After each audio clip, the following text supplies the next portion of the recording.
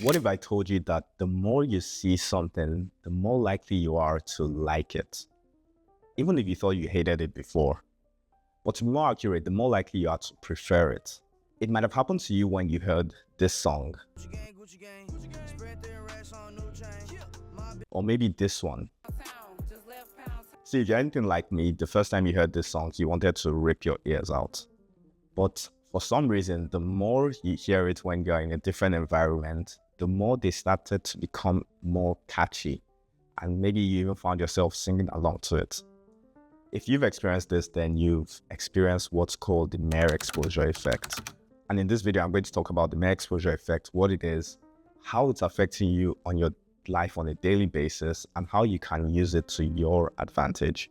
So the mere exposure effect is this phenomenon that occurs where repeated exposure to something actually increases our preference for it. This might be with a person, it can be with a song, it can be with a logo or a product. The more familiar it becomes, the more we are likely to prefer it or gravitate towards it. So researchers back in the 1960s did an experiment where they asked participants to rate unfamiliar words and shapes from negatively to positively. And what they found was that participants rated the unfamiliar words or shapes that they encountered more often more positively, even when they didn't consciously remember seeing it before. You see, our brains associate repeated exposure with safety and comfort.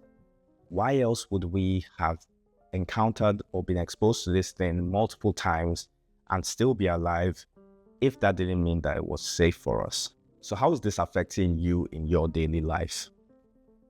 The first way is through marketing.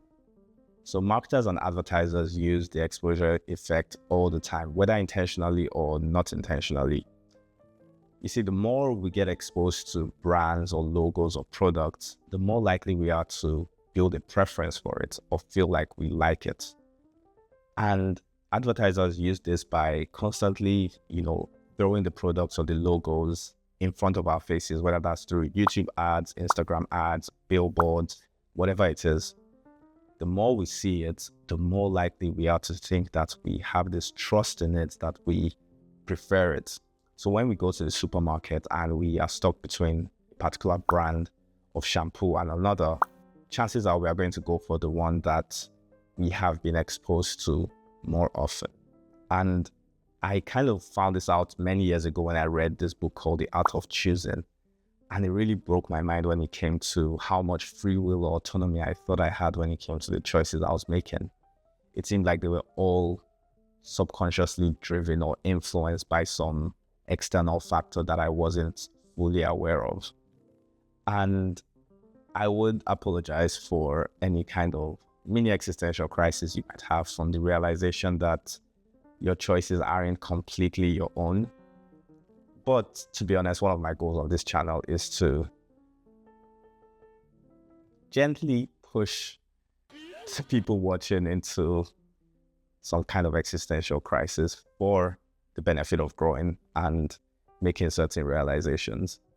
Anyways, this is why companies spend a ton of money on ads, because they know that the more people see something, the more likely they are to go for it whenever they are stuck between two choices, or even if they are just trying to pick something, they will go for the one that is more familiar to them. Now, how can you use this to your advantage? The first way is by fostering relationships, particularly professional relationships. The more you're familiar to the managers or the key decision makers, the more likely you are to be the preferred choice when it comes to either promotion or any kind of other opportunities. And I think this is why people who, even though they have remote jobs, still find ways to go into the office or to the place of work a couple times a week, or whenever they know that these key decision makers are going to be around, in order to build that familiarity with them, because they know when it comes around to promotions or bonuses and things like that, they are likely to be the ones that will be preferred or favored. The second way to use this to your advantage is with your own personal brand or your own personal business. When building a business or a personal brand, consistency is key. And I'm sure we know a lot of people who are online personalities now that literally became famous just because we could not stop seeing them. And even if their content was mediocre and not necessarily exceptional, the fact that we kept seeing them over and over and over again for some reason just created this familiarity and this preference for them. And that has allowed them to gain a lot of followers and gain a lot of influence and grow in popularity. So you can use this to your advantage. That is the mere exposure effect at work. The more consistent you are, the more you are in people's faces, so to say, the more likely you are to also become preferred, in the sense that people are likely to have a positive reaction when they start to see your content because they think they kind of know you in some sense. So they are more likely to like, to follow, to subscribe, and you can use it to your advantage in that way. And the last way is with marketing.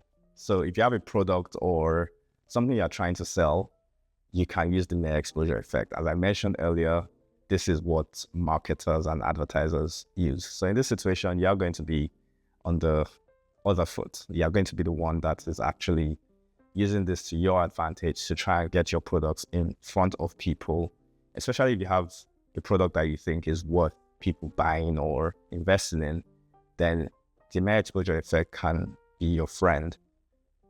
Using ads, creating content, and making sure that people are seeing it can help increase this preference or likability that people associate with your product, and they'll be more likely to buy it, invest in it, or whatever it is that you want them to do.